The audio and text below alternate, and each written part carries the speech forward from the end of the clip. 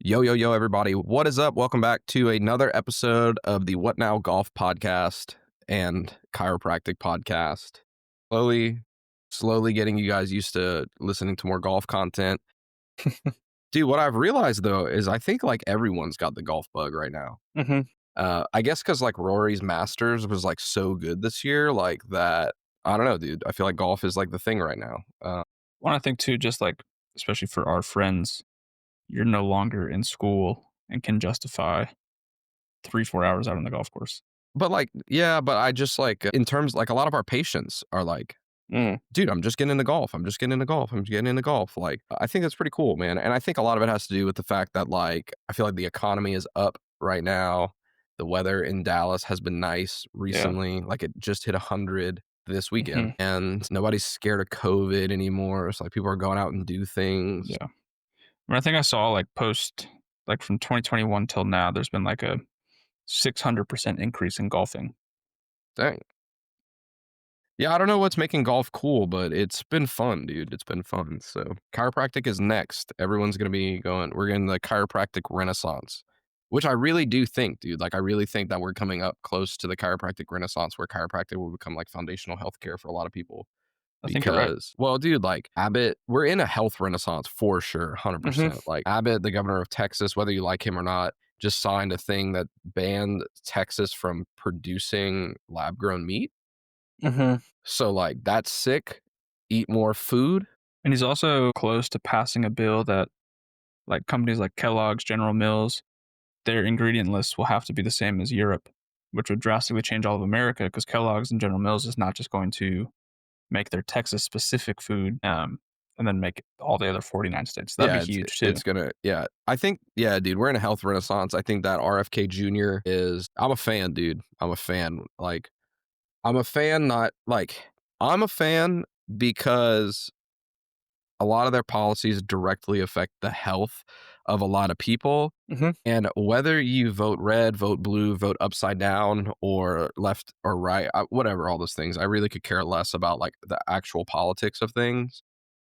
What I care about are we being intentionally poisoned or not? And this is not like a health it is a health podcast because we're chiropractors, but like, you know, we're not necessarily like a political podcast. But I think that anybody, no matter what like their economic policies, no matter what like their worldview policies are, it's the health of the people. Like we shouldn't have to be scared of what's going to give us cancer in the food that we eat. Like we should be able to just eat food, like, and not have like disease. You know, 100%. So I think that we're in a health renaissance. I think that the collective of people are ready for it. And I think that the collective of administration just across the nation are kind of coming to like a unanimous, like, it is better to be healthier. Which is crazy we're not thinking that way. Yeah, like, well, I think so. You're seeing it with like, I mean, In-N-Out. I'm sure there's other fast food companies, but like In-N-Out, they're cooking all their food in tallow or their fries in tallow. So you're seeing it even in fast food, which I feel like when we're starting to see it at that level, it's a huge sign that things are changing for the better. Yeah, well, I mean, I think too, like whenever you just use healthier ingredients, you also open yourself up to a market of people who actually care. Where like if you use crappy ingredients, like I'm at the point where now it's like, nah, dude, they use seed oils there. Like I'm not really trying to eat there. Where like you lose business, where people who like don't care about seed oils or not, they don't care. So like they're gonna eat your food whether it's fried in car oil or seed oil or tallow. Whereas, yeah, they don't really care. They're just like there to eat. And so like, whereas people like us, we're like, oh, I'm gonna pick the healthier option. Like you just open yourself up to more market, you know? Which is, I mean, coming from, I don't know if I've shared this on the podcast, but my town in Connecticut where I grew up, it was illegal is not the right word, but like a franchisor or a franchisee could not come in and open a fast food restaurant. So we didn't have McDonald's, we didn't have Burger King, Wendy's. There was none of that in Trumbull. And so I was almost a little shell shocked, like coming into Texas and every corner there's Whataburger. There's like, if you drive 2 miles without some form of fast food, it's almost concerning. You're like, what's wrong with this town? And I think we could potentially see a trend in that direction over time. Yeah, I think I saw like a statistic probably on like Instagram Reels like late at night one day that it's like impossible for you to go anywhere in the United States and not be within 100 miles of a McDonald's. I believe that. Yeah, I I don't know. 100% believe that. But I think that, like, yeah, I think that we're in the health revolution. I don't know why we're talking about this, but I think that we're in like a health renaissance, but we're also in a golf renaissance. So I'm taking my first lesson this Friday, which will be the July the 4th. There you go. And yeah, I'm all self-taught up until this point, and I broke 100 the other day on my own. So, and like straight up, like with drops and everything. So I only took 3 drops the whole round. So I'll take it. That lesson would be huge. I'm still on the self-taught train. Really? So Dude, you need to take you a lesson. yeah. It's pretty sweet. So, what's up, bro? What do you want to talk about? I mean, one thing that I've found, I know we talked about like our perspective a couple weeks back and staying on that health train. I know early on for me, I was almost nervous to ruffle feathers with some of my like views and beliefs around, seed oils and like I was just like, if I can get them walking daily, like that's a huge win. But I think over the last year, and I'm curious your thoughts here, like what has been your conviction in sharing on top of like the chiropractic story, but also like that optimal health story with your patients? Like, will you call them out if you're noticing things like that aren't in a healthy alignment, or how do you go about that? So, like, we primarily see like kids, babies, and That's true. moms. And so, like, a lot of our families are not, especially because like we see a lot of like first time families or like mom with the second kid who had like a really hard first kid. So they're like looking for help in the second one. Hmm. That's kind of like where we probably fall. And it's a delicate line. Like, we talk about it all the time because a lot of these parents are not looking for optimal, they're looking for easy. Mm. They're not looking to I would say very few of our families are truly looking to optimize. I would say it's probably like less than 15% of our families are here because Hmm. they're like, I want optimal health. A lot of our families that we're seeing are looking for, they're like, there is too much going on in my life and I need someone to help me out with this. And there is like a ton of people hearing a ton of noise from all kind of things because, like, when you have a baby, everybody has an opinion on how to raise your baby apparently, which, like, we don't have a baby at this point yet. But, like, even when you have a business, like, everybody's always, like, trying to tell you, like, "This is how you should run your business. This is how—" So, like, I couldn't even imagine, like, what it's like when you have a kid and everybody's trying to tell you what to do with your kid.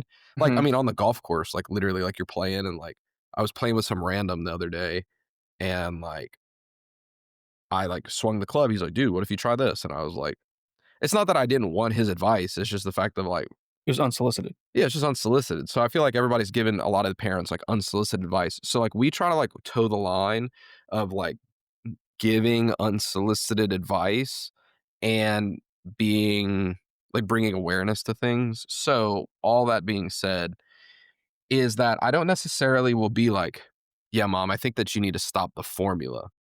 Will or like, "Yeah, you should probably not eat Chick-fil-A ever." A lot of times we'll just ask, like, "Is that something that you want? Are you okay with that?" You know? What do you think? I'll just say, like, "What do you think about that?" And, "How do you feel about that? Do you feel like that's the best option?" Like, this is the big one, dude, like, form baby formula.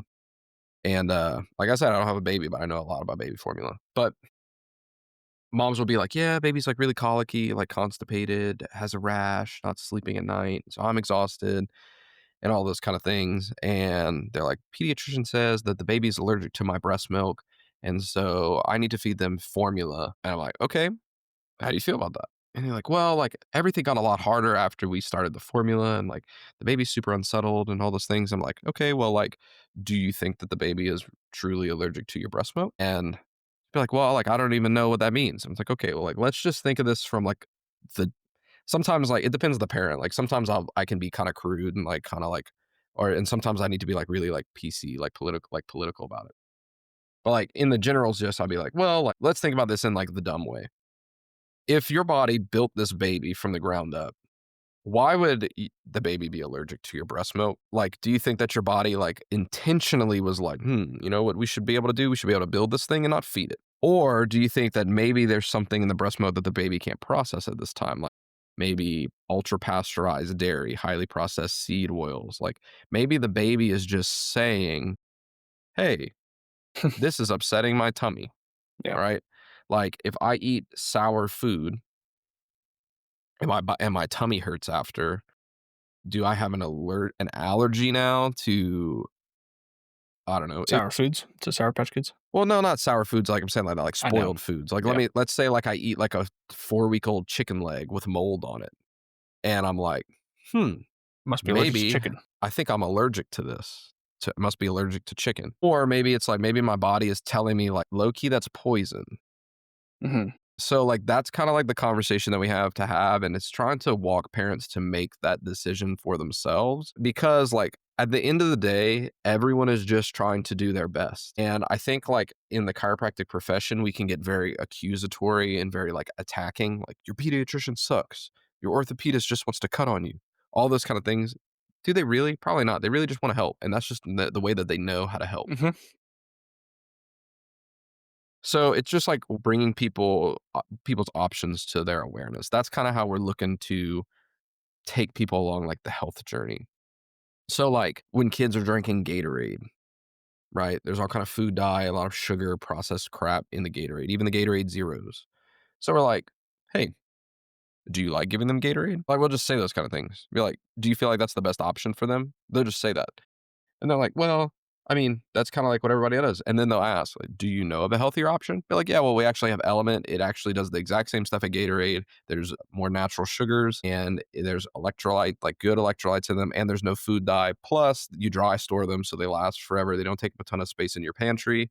You can bring them wherever you go. And one pack makes 40 ounces, where one Gatorade is only 16. So you're really getting like almost 3 Gatorades for the price, the pack of one Element. And they're like, whoa, I never thought about that. And it's like, yeah, there's a ton of value in this. So like that's just an easy swap.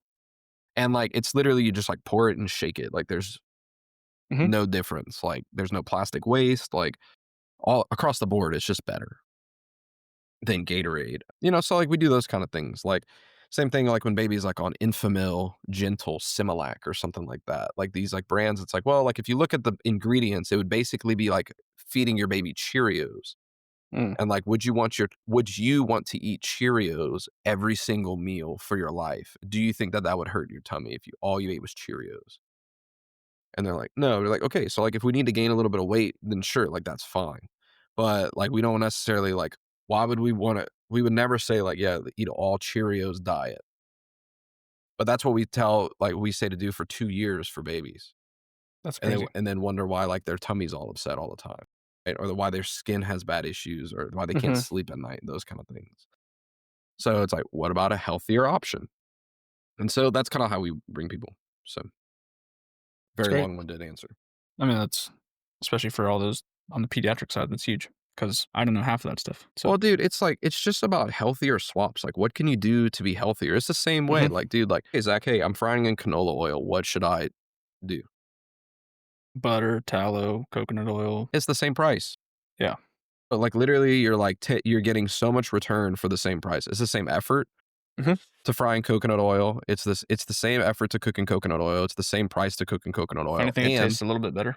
coconut oil, yeah, it has healthier fats. It stores solid at room temperature, It's and got medium chain triglycerides for better for your brain. it has a lower smoke point, so there's no free radicals. You have to use less of it, Mhm. and it doesn't dirty as easy. All of that stuff, dude. Like, so it's just like there's just so much more return. Mhm. And I'm a big bang for your buck kind of guy. Give me that coconut oil. Yeah, dude. Like stuff like that, like same thing with like the caraway pans like that we have. Like they're ceramic, there's no Teflon. They cost the Mhm. same price basically as the Teflon pans. They last forever. You can like they heat super well like cast iron, they non-stick like non-stick pans. Mhm. Like it's just a win overall. Same thing with like wooden utensils. Less bacteria, you having silicone on there, like they wash just as easy, they're cheaper. Mhm. Yeah. A Nice. lot of people just don't think about that because they're just like, well, this is the easiest thing to do.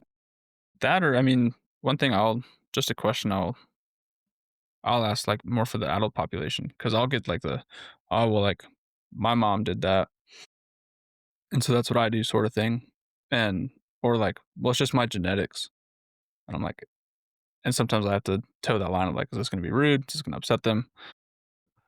I feel like more people genetically like it's just the habits that you picked up from your parents and that's what I'll tell a lot of people is like It's not genetics. It's the habits that you guys have unfortunately created. And that's where we'll talk about what kind of oils are you using? What are you drinking? Like, I mean, I see not so many patients, but quite a few patients. And I mean, it's as simple as how much water are you drinking? It's like, oh, I have a glass with dinner.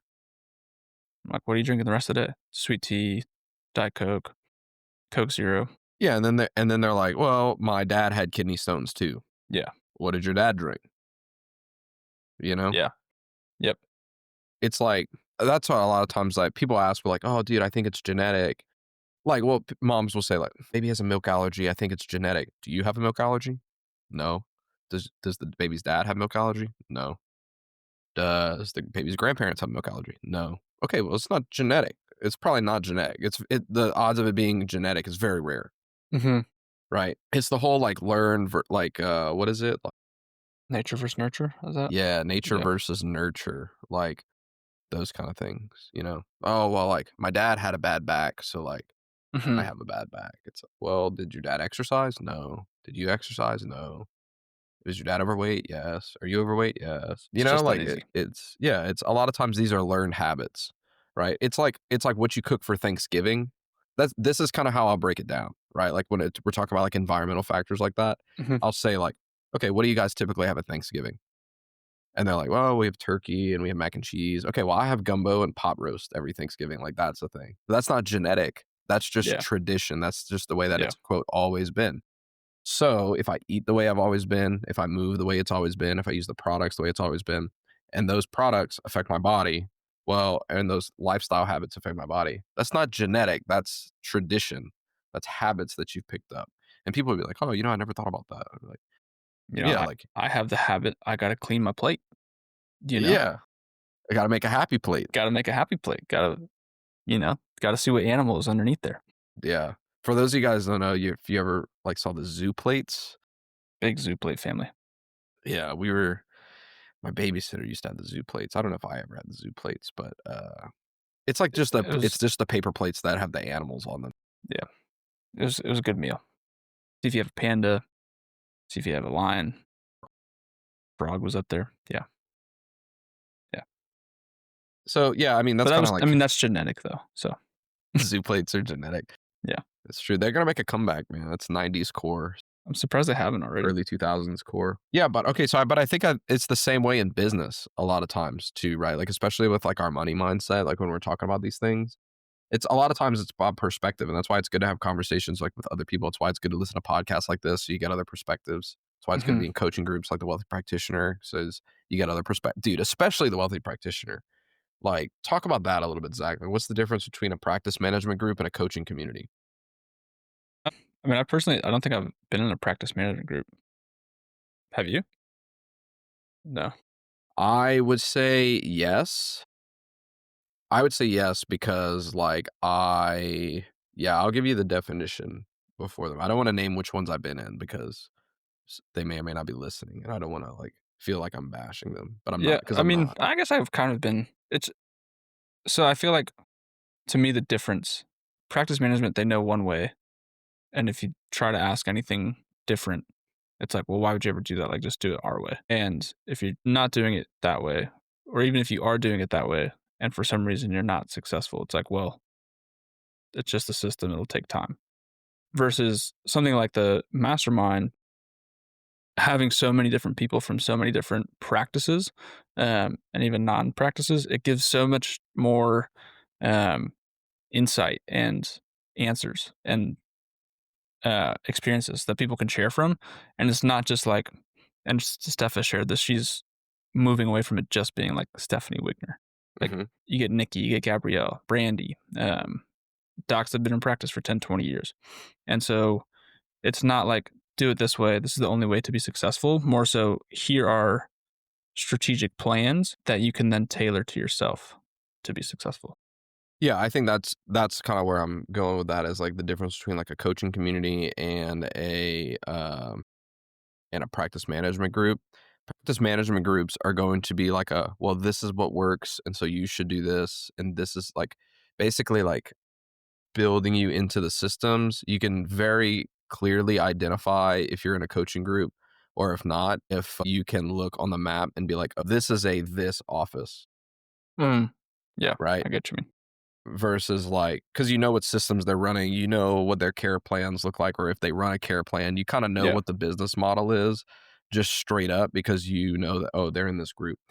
And I think that's a lot of nature versus nurture kind of conversation. It's like, well, a lot of times people will say, nobody like these are like these like cult kind of sayings will say like it's the same thing of like, oh well, my genetics are just bad. People will say like, well, nobody wants to pay cash, or the only way to do it is go cash. Hmm.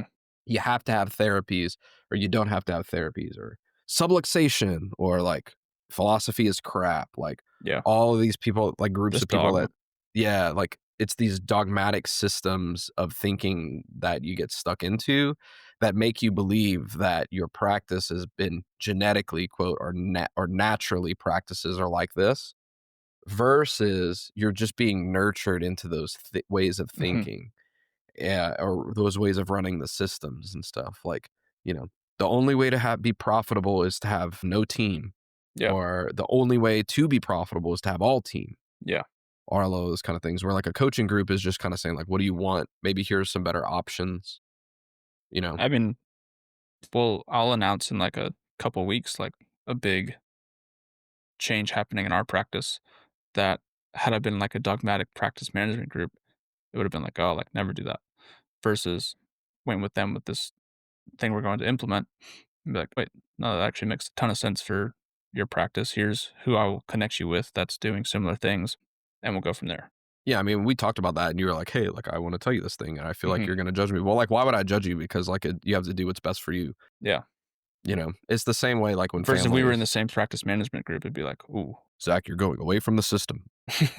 Like those kind of things. And so I think that's the same approach, the same way that like we talk about people's health, we talk about with people's, like we should think about our business as well. And so Hmm. when parents are like, dude, I should I swaddle or should I not swaddle?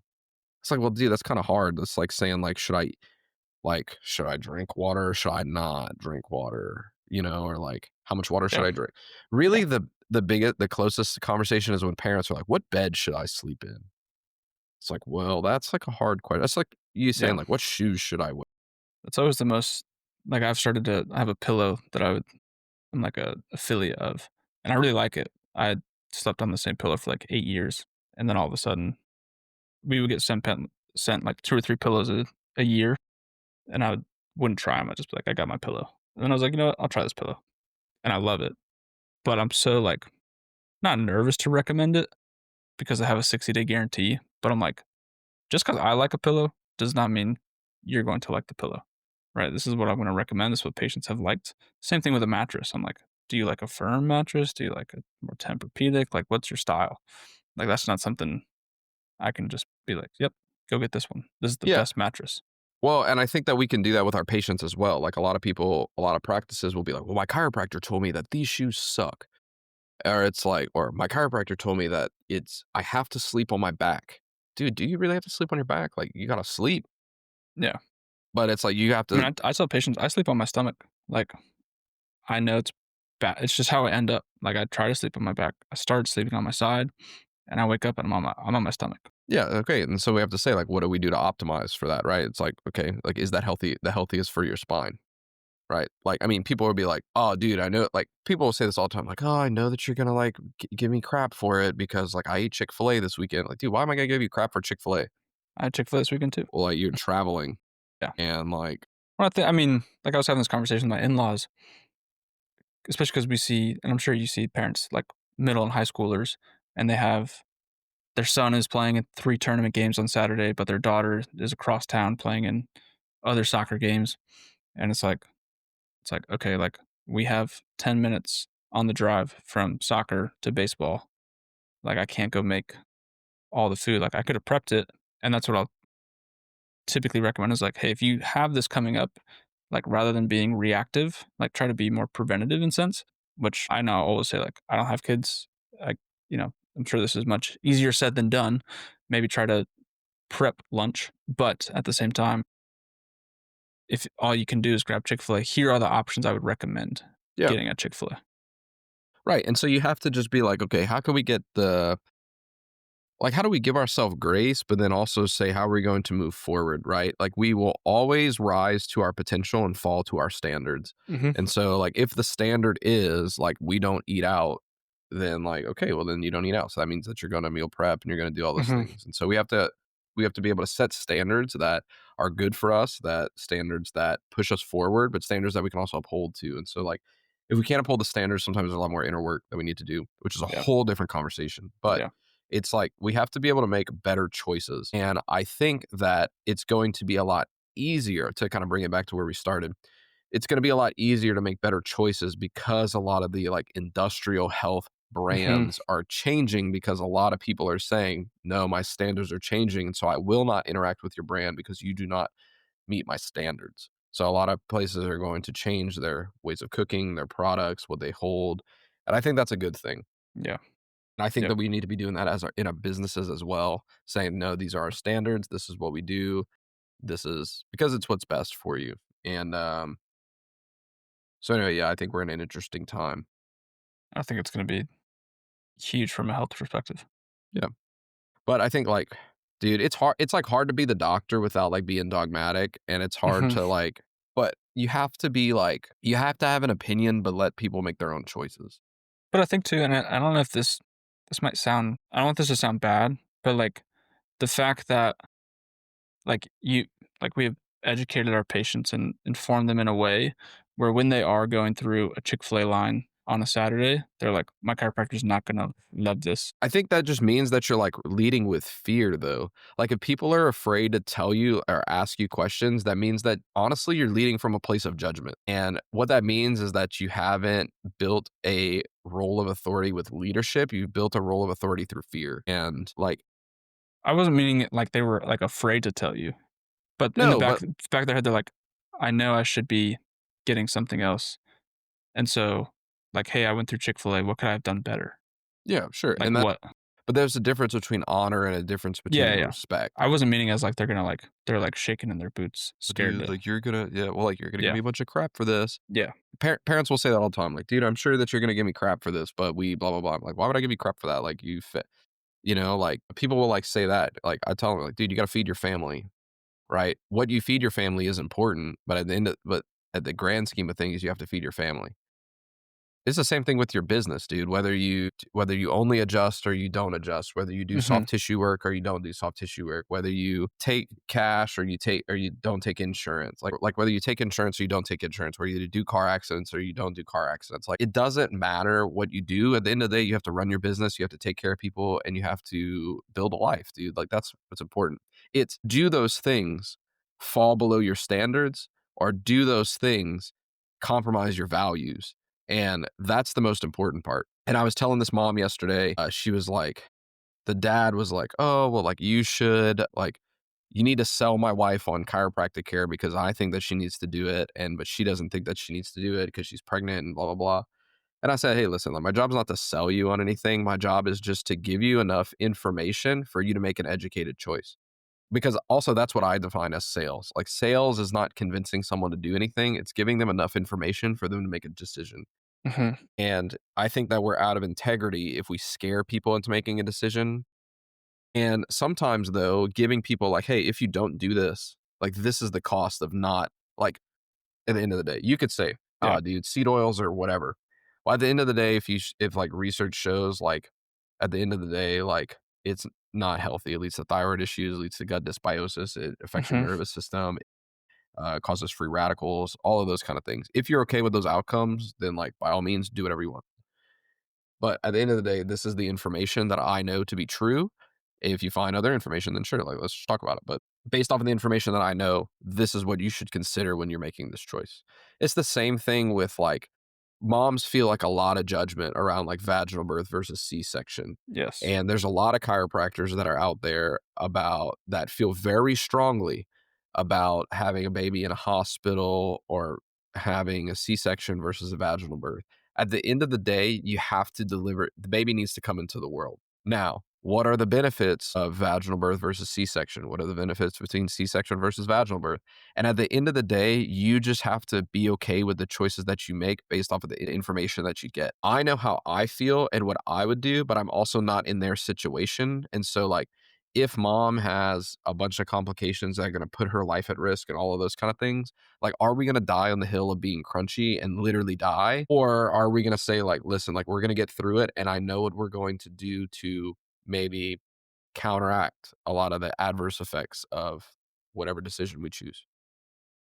And I think, like, when you empower people like that, you give them a lot of you give the authority back to them to make a decision for themselves. Yep. Fully You know, agree.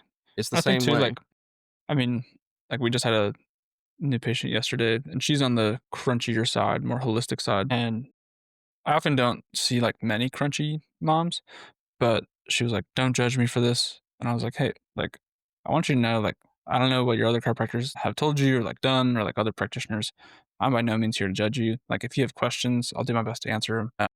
But just share like your health history. Like, I just, I'm not asking these from a judgmental standpoint. I just need to know and that sort of thing." Like she was like, I had to have an epidural.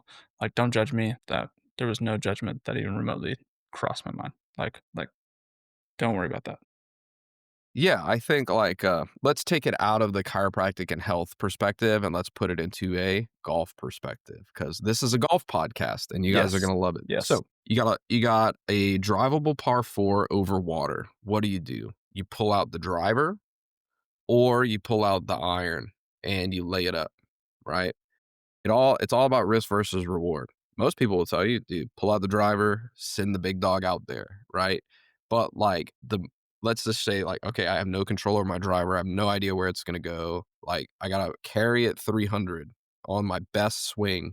Like, one out of every 100 times, I'll carry it 300 yards. Or I could hit an easy iron shot and give myself a better, like a better look at the green coming up later.